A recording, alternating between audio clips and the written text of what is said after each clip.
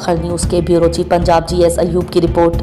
यौम हक के खुद इरादियत कश्मीरी अवाम के नाकाबिल अनकार हक की आलमी याद दहानी है।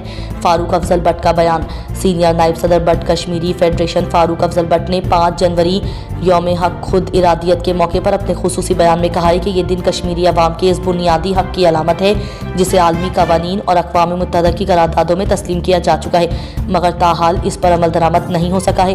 हम अपने मुस्तकबिल के फैसले खुद करना चाहिए हैं, उसकी मुसलसल कोशिश कर रहे हैं। मकबूजा जम्मू कश्मीर में जारी इंसानी हुकूक की खिलाफ वर्जियाँ आलमी ज़मीर के लिए एक सवालिया निशान हैं जिन्हें नज़रअंदाज करना इंसाफ के तकाज़ों के मनाफी है। फारूक अफजल भट्ट ने मजीद कहा कि यौम खुद इरादियत एक अलामती दिन नहीं है बल्कि आलमी बरादरी के लिए एक पैगाम भी है कि वो इस जद्दोजहद के लिए काम भी करें और आवाज़ उठाएं।